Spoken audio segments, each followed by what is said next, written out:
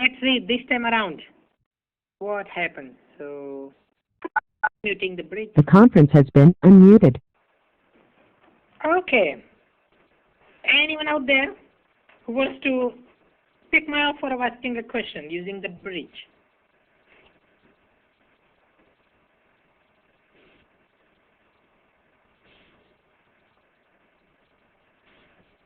I have unmuted the bridge. Any question?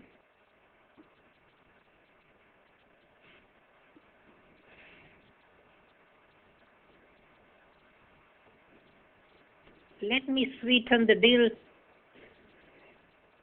Why? Okay, how about 2 questions, not just one? You can ask me 2 questions, not just one.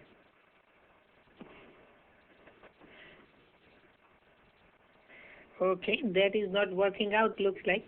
Any questions?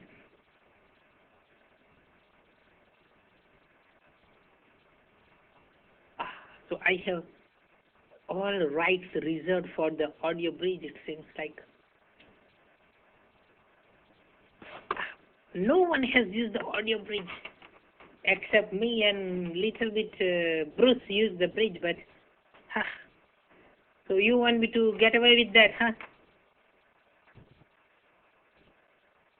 You want to give the instructor full 100% access, full control over the bridge? Oh, maybe we lost the connection. Hello, hello? I'm still here. You are still here, but you are not asking a question. No, I'm leaving room for the students. So Bruce, any question? No. Okay. But please at least keep using your questions box. Keep your questions coming. Okay. So I will now mute the bridge. See, I'm doing Bruce's work now. The conference has been muted. Okay. So in that case, we will go back to the presentation.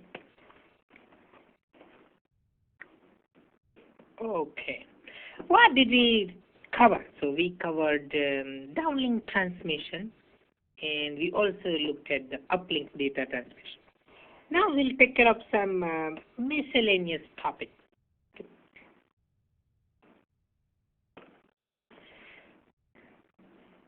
We mentioned that we have this hybrid ARQ.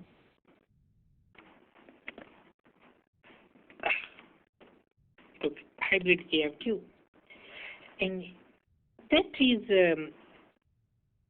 basically operating at the physical layer. Okay.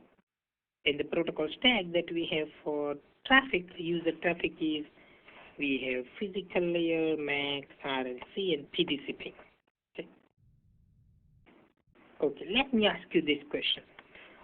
Who does header compression?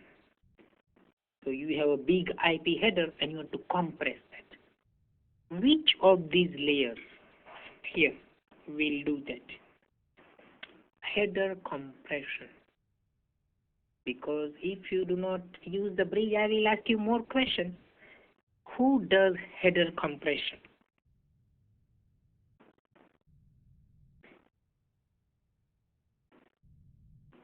Let me see. Any answer?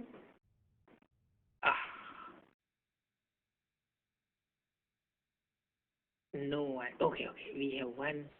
PDCP. Okay, very good. Thank you for the answer. I thought I would have to give the answer. Very good. Okay, so TDCP layer is doing the header compression. Okay. Now, the beauty of LT is the E node B has visibility of the full-fledged IP packet. So far, that has not happened in our cellular network. In 3G networks, base station is just getting some RLC chunks from the radio network controller. So base station never saw the untouched, pure, full-fledged IP packet. But now in LT, we can look at the IP packet, and that's what enables us to do the header compression at the PDCP layer. Okay, so let's say we are doing some web browsing session. Here is the UE. We are using HTTP, that's our application. Below that we have TCP layer and then we have IP. So physical layer is layer 1 and these are all layer 2. So we do the retransmission at the physical layer. So that is the hybrid ARQ retransmission. So let's say we configure the UE with 4 retransmissions maximum. So after 4 retransmissions, the physical layer will give up that, oh, I tried 4 times, so I will now give up. Whenever physical layer gives up, RLC will then take care of retransmission. So that is called ARQ, automatic repeat request. Okay. So this is like 1x and 1x EVDOs. RLT, radio link protocol, that helps us do the retransmission. But that is just called simple ARQ. Okay. Simple ARQ as opposed to the hybrid ARQ. Okay. If RLC tries maybe let's say 3 times and still we cannot get the packet through the air interface, maybe the channel conditions are too bad. No hope of recovering that. So in that case, we have one final layer that is our hope, and that is the TCP layer, Transmission Control Protocol. So in summary, for TCP IP applications such as web browsing, email, etc., we have 3 levels of potential retransmission: hybrid ARQ physical layer, RLC, and then TCP. So let me ask you a question. I am comparing the physical layer hybrid ARQ retransmission here with TCP retransmission. So compared to physical layer hybrid ARQ retransmission, what is the problem with TCP retransmission? Any drawback of having TCP retransmissions as opposed to hybrid ARQ retransmissions?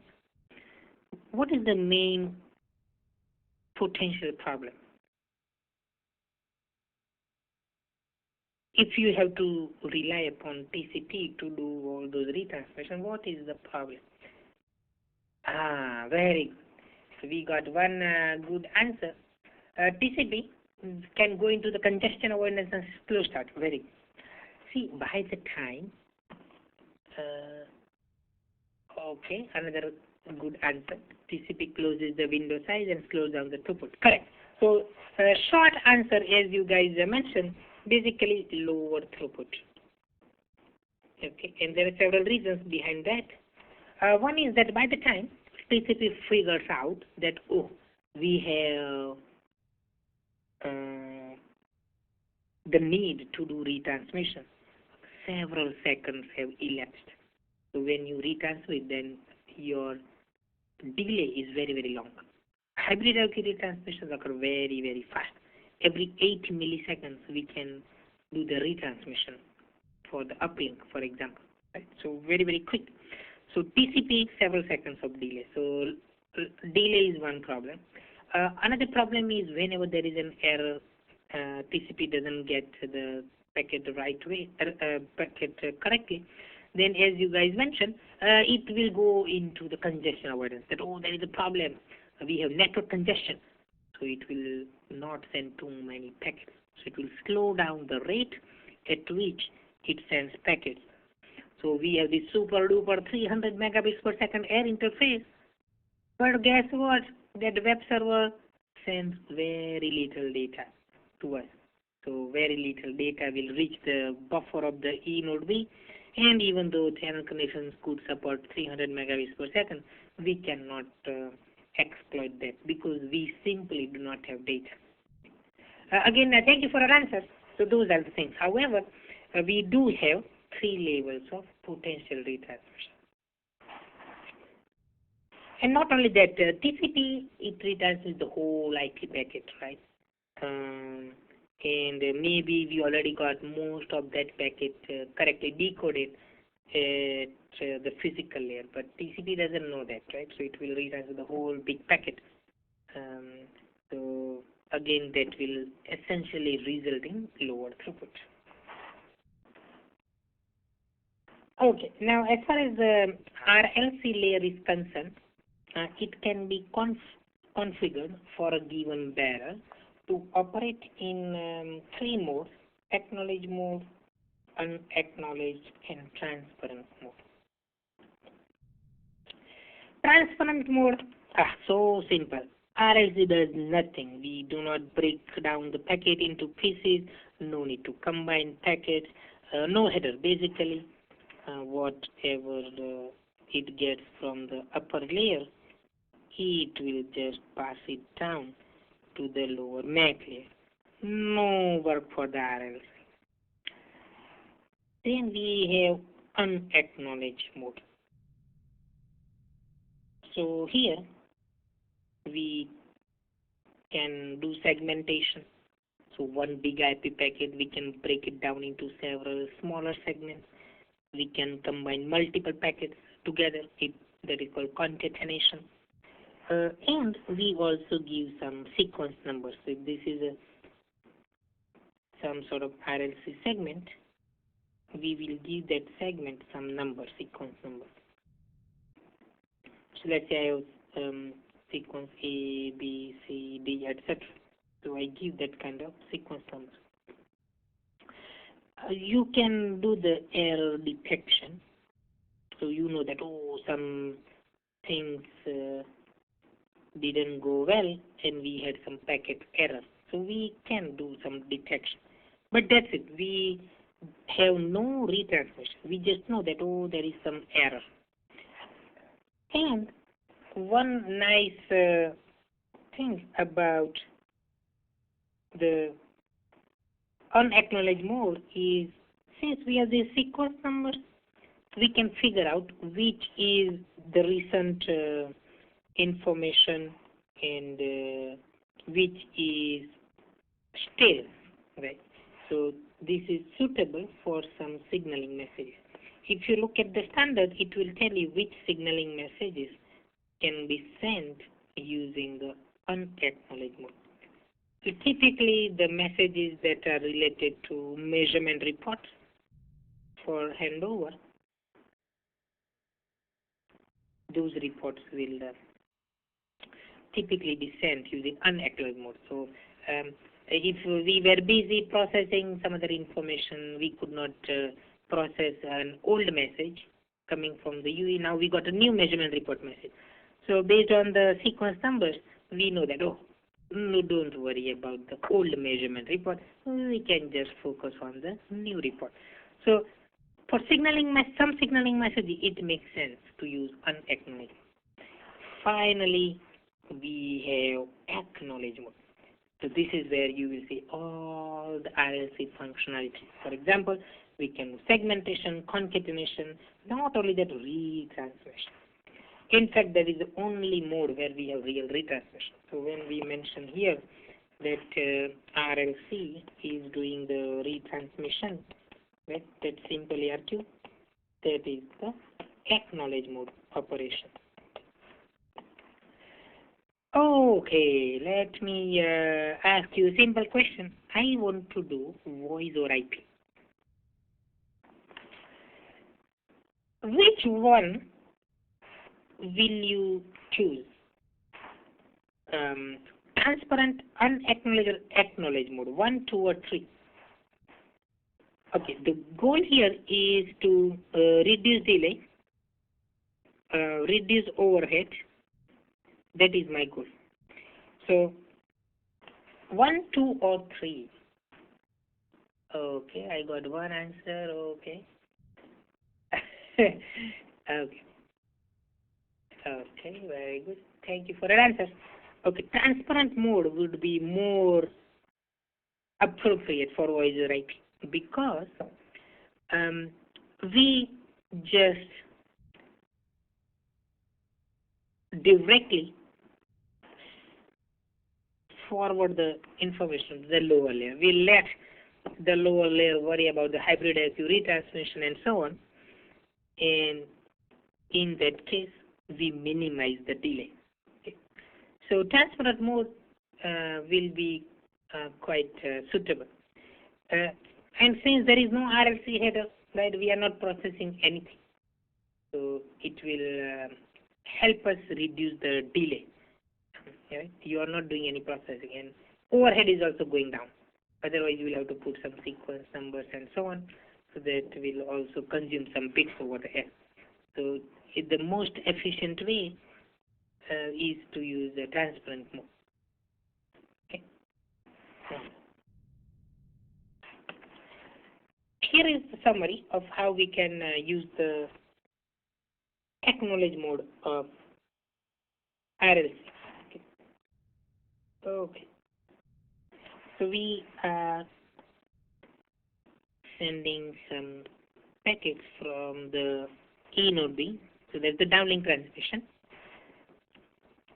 And the RLC segments are called PDUs, Protocol Data Unit. So we send some Protocol Data Unit. And now, okay, so let's say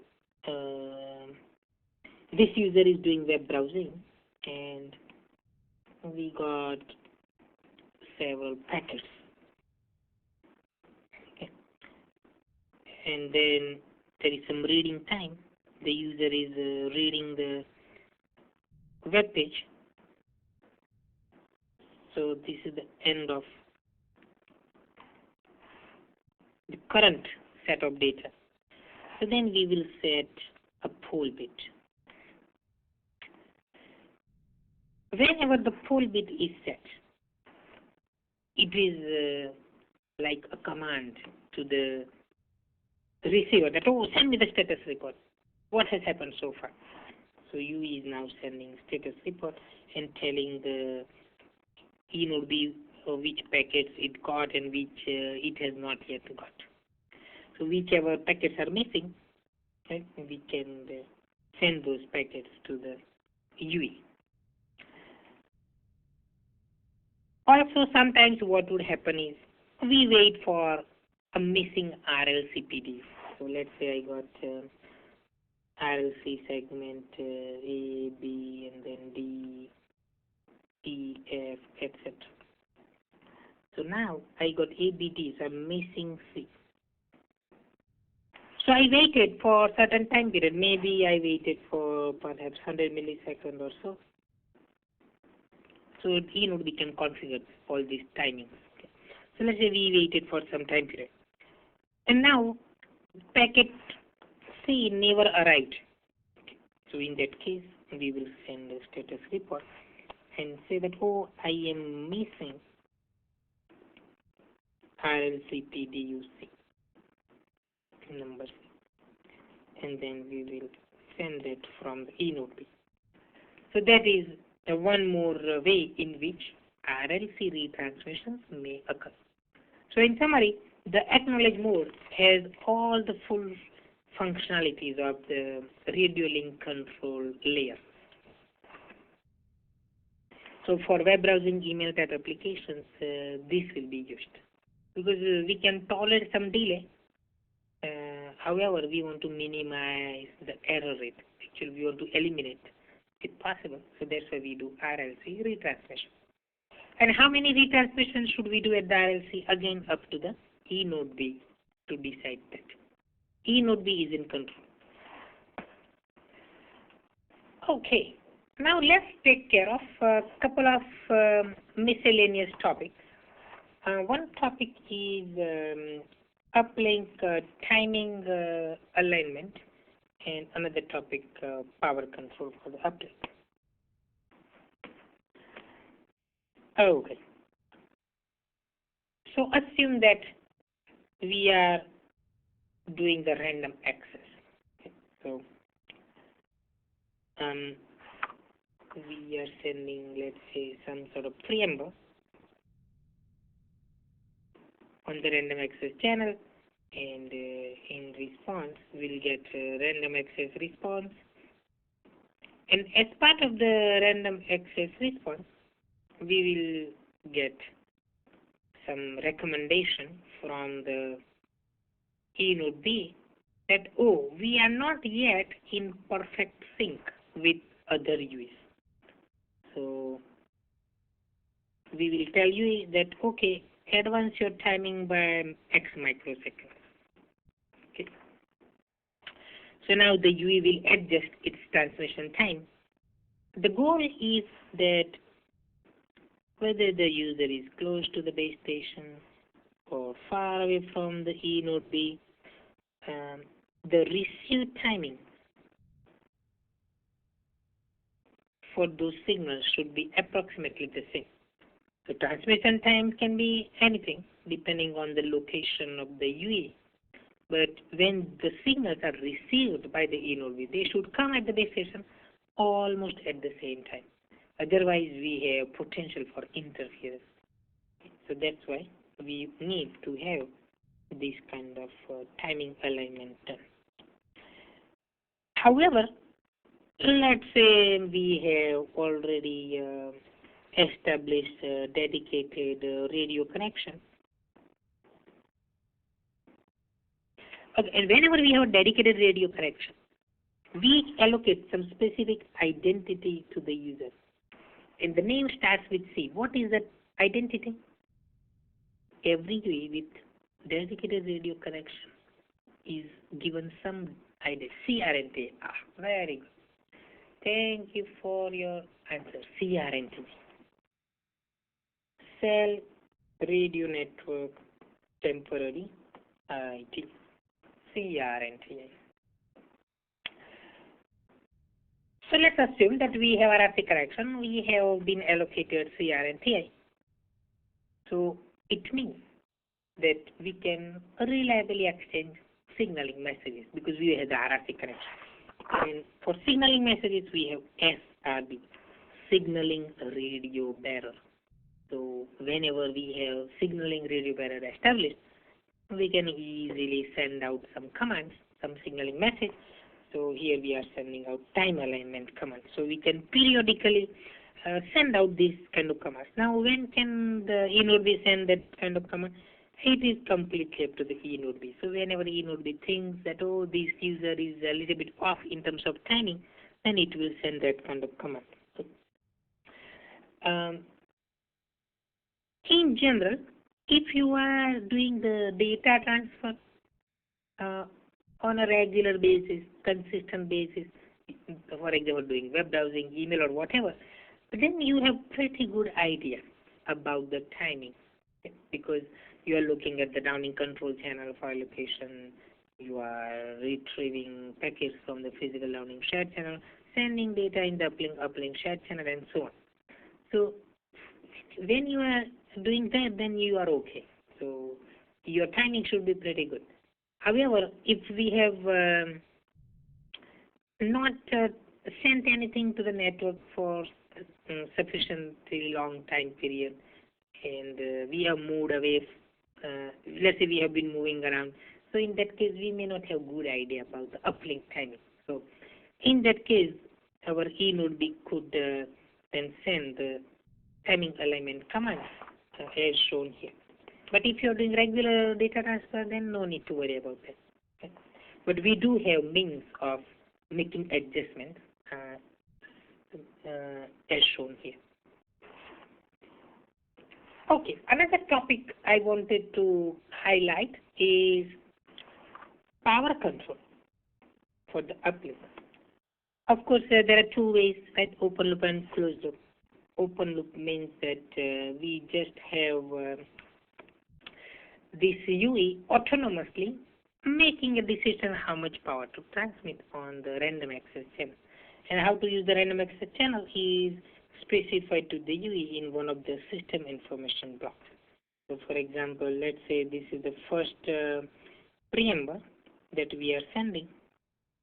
Okay, so the power on that preamble is a function of the path loss that our UE has estimated, and let's say we get no response from the network. then we will increase the power of the preamble. And by how much we should increase power? Maybe by 2 dB. That kind of number is, step size number is available in one of the system versions. So again, we are just trying to estimate the path loss, and assuming the reciprocity of the channel, whatever path loss we have in the downing, perhaps the same in the uplink. So we are estimating the required power and sending the preamble like that. Okay. Since the U is autonomously making these decisions, it is an example of open loop power control. So we have open loop power control when we do not have any dedicated channels. We are using just a random access channel. We are more interested in closed loop power control. Okay. In the uplink closed loop power control, basically we have explicit power control commands. The standard doesn't specify any algorithm. It is up to the E node B to decide when it wants to send power up command, power down command, and so on. But we specify the power control commands on the control channel. So let's say we are giving downlink allocation. So along with that, we will provide the power control commands. We are giving, let's say, uplink allocation. Again, we can provide the adjustment. Now, it is more flexible than the existing 3G system. In the existing systems, let's say 1 dB is a widely used step size for power control. But in LT, we have a little more flexibility. I think maybe about 4 different values are there for uplink shared channel, and similarly 4 different values I think for the uplink control channel. So we have 2 different sets of values, one set for uplink control channel, another set for uplink shared channel. So we can do part control for both. And the idea behind that is whenever you is sending out this uplink shared channel or uplink control channel, along with that there would be some reference signals, demodulation reference signal. So E node B can use the demodulation reference signal to figure out about the channel conditions, and it can look at uplink shared channel, find out the error rate and whatnot, and accordingly issue this kind of power control command. The fastest power control would be 1 command every subframe.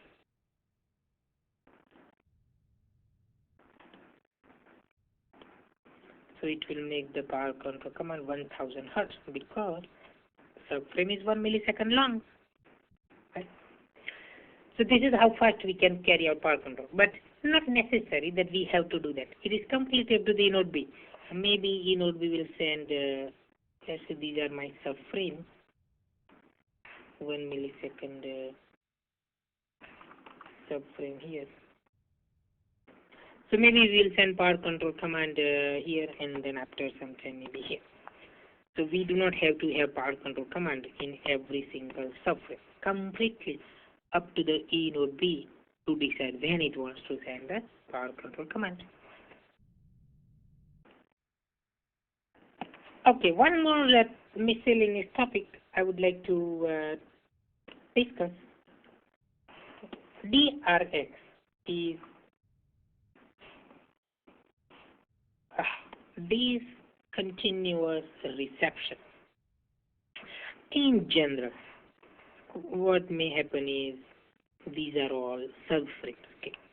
So if you are a UE, you are looking for your allocation. So early part of the subframe is the control channel, and then you are looking, oh, do I have any allocation here? No allocation. Okay, I will go to the next subframe. Do I have any allocation? Oh, base station did not give me anything. Let me be an optimist, go to the next subframe. So we are looking for our allocation, but base station is not giving that. Right? Maybe busy with some other high priority users, high priority services. So in that case, if we have to continuously be watching out for our allocation, then we may be consuming a lot of battery power. So we want to save the battery power, and the mechanism that will help us is discontinuous reception. What we can do is we can ask the UE to go into the sleep mode. So we are not looking for the allocation all the time. Perhaps we will look for our allocation here.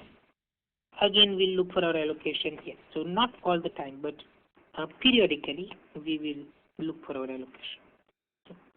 So during the time period that we are not looking for allocation, we can perhaps even go to the sleep. Now remember, this is different from idle mode. Idle mode also has discontinuous reception, but here we can have the connected mode with this kind of mechanism. So we do have the bearers, we do have CRNTI, we have the RRC connection. The only thing that is happening is we are not looking for the allocation all the time. Okay? During the on period, we will look for allocation. During the off period, we can do whatever we want to do. We can make measurements of other cells for mobility, other technologies perhaps. Or we can simply shut down some systems and go to sleep. Okay. Of course, while you are attending this session, you have to be in the continuous reception mode. You are not allowed to operate in DRX. I have configured all of you to operate in continuous mode. Remember that. Okay. Okay. We have short cycle and long cycle, two options. So let's take an example. Let's say as part of the RLC connection setup, I have indicated the time period. Okay. So I have some DRX cycle. This is the on period here. This is the off period. Okay. And during the off period, UE is not looking at the control channel. So UE looks at the control channel only here. So no monitoring of control channel. So it means the node B will not send a packet or allocation to the user during the off time, because the UE may not even be looking at the LT-air interface during the off time period. So whatever node B wants to do, it has to do here within the on time period. Okay, so the basic idea is that the UE will first use the short cycle. Okay, and if there is still no activity, then it will enter the long cycle. Okay. And again, it is up to the node B to configure those parameters. And how long terminal should be in the short DRX cycle mode, and at what point it should enter the long cycle. Okay. So short cycle timer, after it expires, we enter the long cycle, and so on. So those are the basic ideas. Okay. Question for you. How can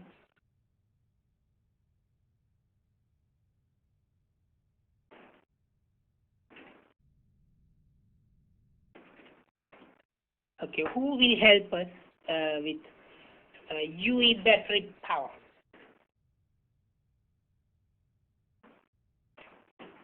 And someone has made a comment that, oh, this is like a slip cycle, in 1x video. Yeah, in 1x video, if you remember, we have tiered, right? 3 tiers of slip cycle, right? So yeah, it is like that. WiMAX also has sleep mode when we have sort of connection already going on.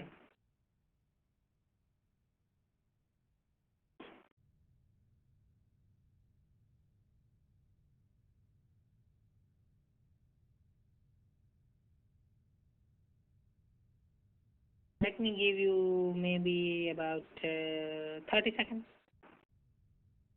to finish up this one.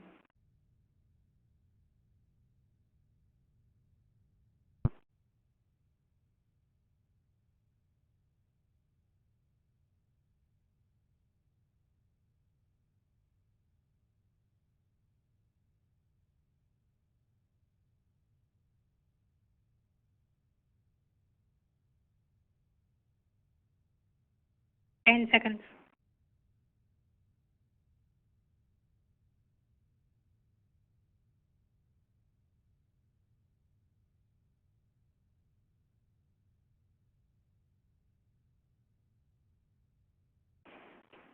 Okay, so let's share the results. Okay, close to 100%. So yes, we can use DRX for improving battery life. Power control, the base station will tell the UE to use just the bare minimum power that is good enough to meet our quality of service. So both will help us with battery life. Thank you for your participation. Okay, let's summarize what we discussed today. In the downlink data transmission, our UE first reports channel conditions. So we send information such as CQI, channel quality indicator. So low value indicates poor channel conditions, a large value indicates excellent channel conditions. Okay. And the network receives the CQI report, and then our E node B has this intelligent scheduling algorithm. So it will process CQI and many other parameters such as amount of data in the buffer, quality of service, and accordingly it will make a decision that, okay, let me give certain number of resource blocks to the user, and we will use maybe 64 modulation scheme, maybe 2x2 antennas, something like that. So we will convey the allocation to the UE using the physical downlink control channel, and the actual data will of course go over the physical downlink shared channel. And this physical downlink shared channel is a big pipe, as big as 300 megabits per second. So when we send a packet to the UE on physical downlink shared channel, you will retrieve the packet. If the UE is able to successfully decode the packet, it will send positive acknowledgement. If there is a problem, it will send negative acknowledgement. That will be hybrid ARQ. If E node B receives negative acknowledgement, then it says, okay, no problem, I will retransmit. So we can then take care of the packet errors through retransmission. As far as the uplink is concerned, the data is with the UE. Only UE knows how much data it is in the buffer. So we have some way of providing that information to the network. So if you just want to say yes or no kind of stuff, then we have scheduling request. And the scheduling request says basically there is something that UE wants to set. And the network will allocate some grant, little bit of bandwidth, and using that bandwidth, the user sends out buffer status report. Now, The chairperson has disconnected. The conference will now end.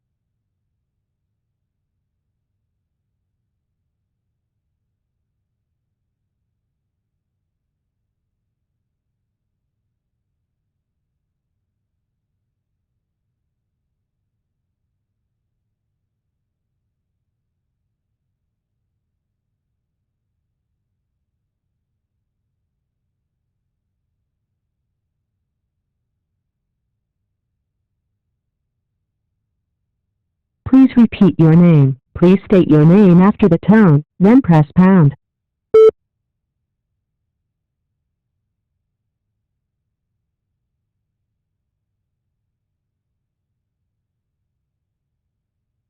will now be placed into conference. Session today. Okay, so we have uplink data transmission. So basically, the UE is sending out scheduling request.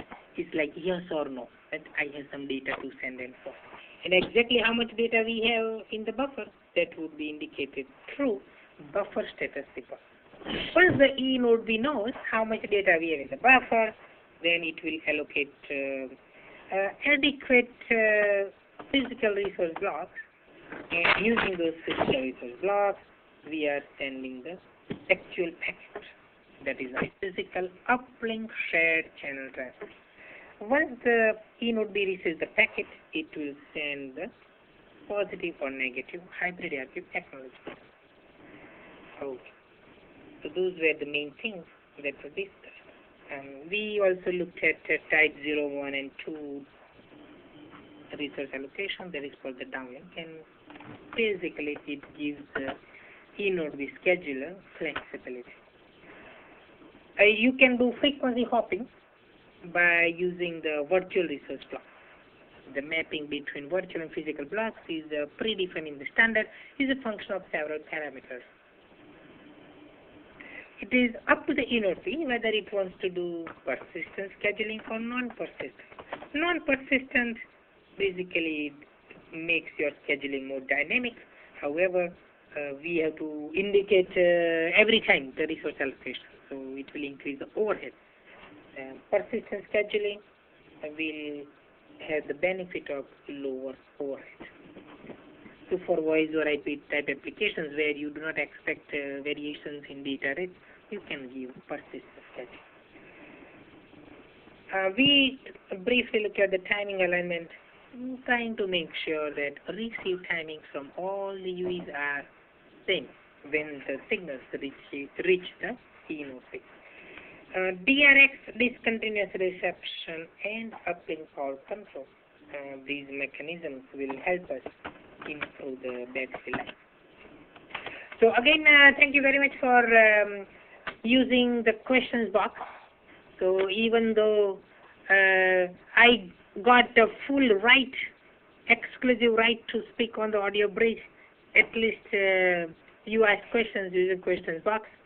So if you prefer to type, go ahead, keep doing that, and we appreciate your cooperation. I had some problem in the voice break, but at least we got back quickly. Any questions before we send the evaluation your way? Any questions using the audio bridge?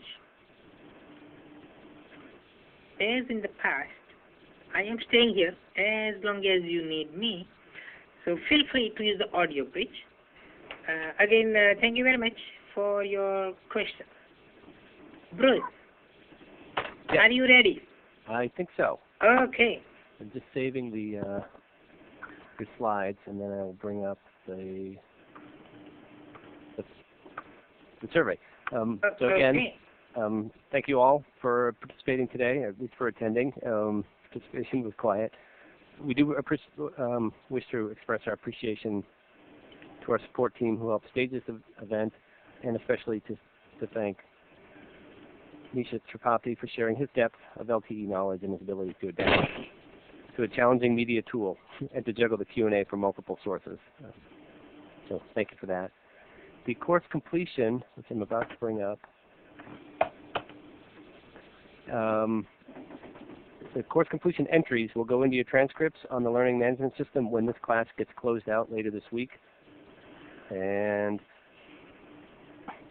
to close, I'm going to display the end of course evaluation. So please change, for this to function correctly, please change to the full screen mode, which would be pressing the F5 function key on your keyboard.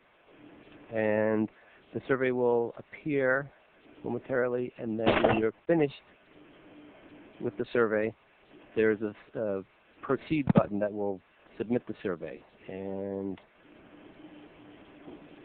that will submit it for you. And anything that you do is you're the only one seeing it, and it's only having an impact on your screen. So if you're pressing F5, you're going full screen only for yourself, so you don't have to worry about anybody else. When you've finished the survey, you can drop from the bridge in the live meeting session. If you have additional questions, Nishit will stay on the line to answer your questions. Your evaluation and feedback is really vital, and we count on it. We count on it to help us determine plans for future sessions like this one. So please take a few moments and fill out the survey.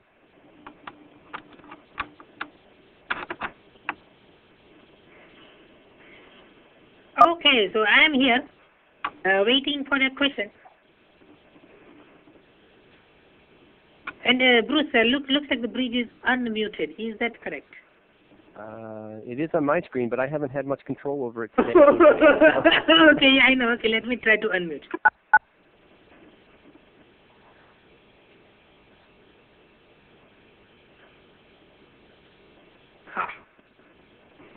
Strange.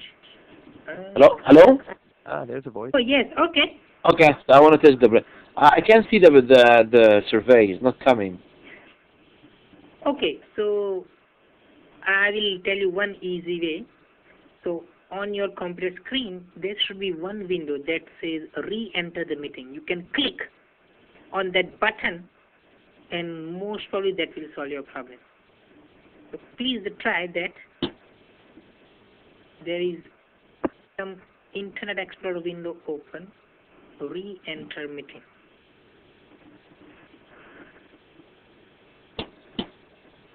Are you okay now? No, I'm still looking for this re-enter. Oh, it is. So yeah, it should be open. So maybe it's minimized. No, I don't have any. Oh, you don't have any? I don't have any of this re-enter. Oh, you have nothing open, huh?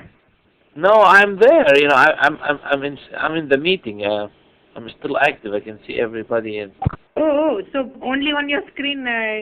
What does it say? It's Yeah. a blank screen. they are not authorized to view this page or something. Oh yes, yeah. Okay. So don't worry. Still, there is one live meeting icon. Oh, okay. Let me see if I have. Okay. See, so there is one live meeting icon, okay, toward the bottom of your screen, computer screen. So there is one Internet Explorer window open. So even though you are in the meeting, don't worry, just re-enter the meeting. Do you have any additional Explorer window open? It says Microsoft Office Live Meeting. You need to sort of open it up. You see nothing like that? No, I'm still looking for. Okay, let's do this. Minimize your existing live meeting session. That says, right, that you are not authorized. So minimize that. Minimize everything and so you just see your regular laptop. I mean a regular screen, desktop. Okay, I can go back into the document and try to re-enter the meeting from there. Oh. 1 second. So Bruce, do you have any other ideas? No, I was just I wanted to make sure that he understood what you were suggesting. That it's at the bottom of his screen in the tray. There are a couple of icons. One for that is the LTE. I can't read it. The LTE Technology Bootcamp Series button, but then there's also some Internet Explorer windows.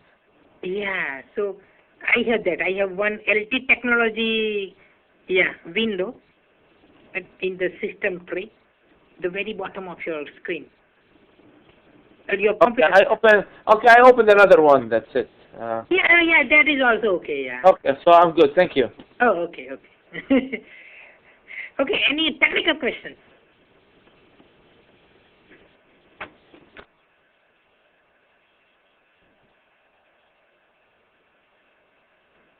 Any technical questions want to get answers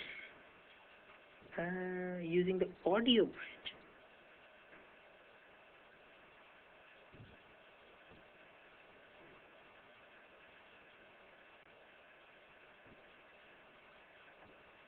And Nisha, it's maybe helpful to remind folks to change their seat color if they've completed the survey.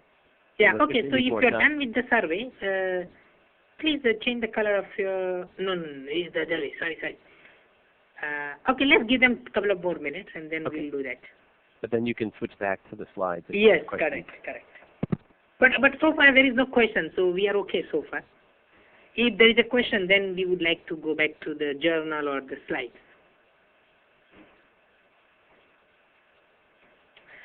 Any additional questions?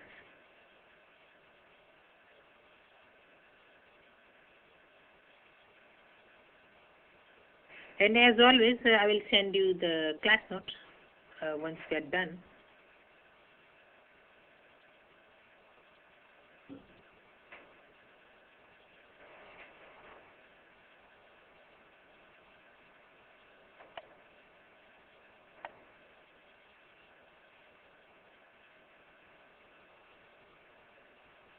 Oh, okay. So no question, just a comment. Okay. Thank you for your comment.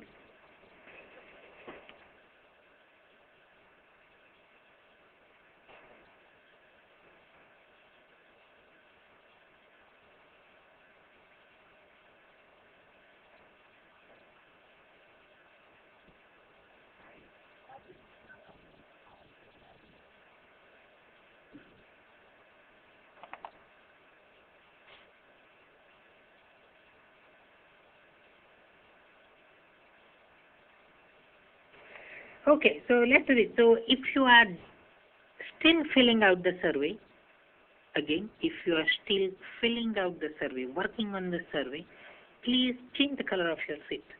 Anything other than green. So that we know that you are doing something and we do not want to mess it up. So again, if you are still working on the survey, please change the color of your sheet. Whichever color you like, your favorite color, red or blue or whatever. Anything other than green, then we know that you are doing something. We'll give you 30 seconds. If you do not change the color, we will assume that you have filled out the survey, and then I can use the screen to explain any answers if there are any.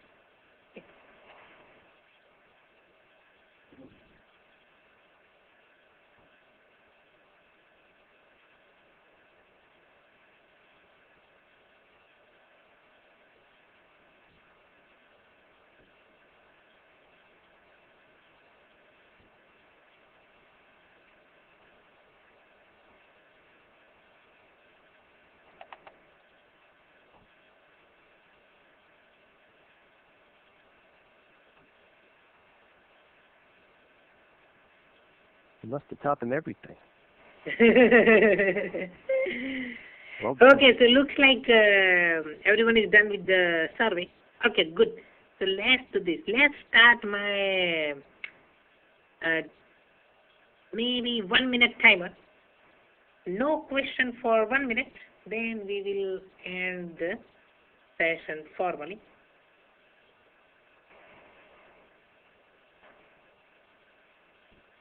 Okay, let's see. I have that timer. Okay. So 1 minute. Okay. So you are in control. You can reset the timer. You have that power to reset my timer. And then I will stay here.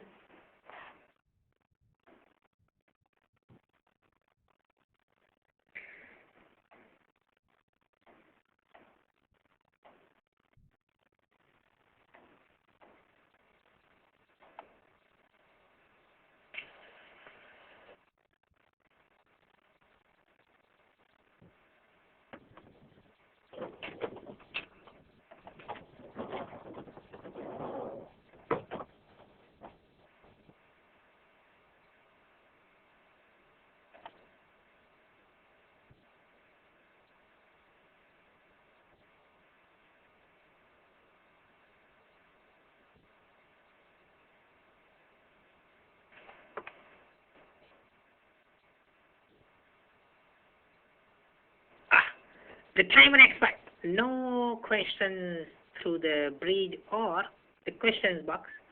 So again, thank you folks for attending. So Bruce. Yes. Any final thoughts? I don't. I just want to, again, thank everyone for their time and attention, and to thank you, Nishit. Okay, so talk to you guys in future in another session. Probably tomorrow. Okay, bye-bye. Goodbye.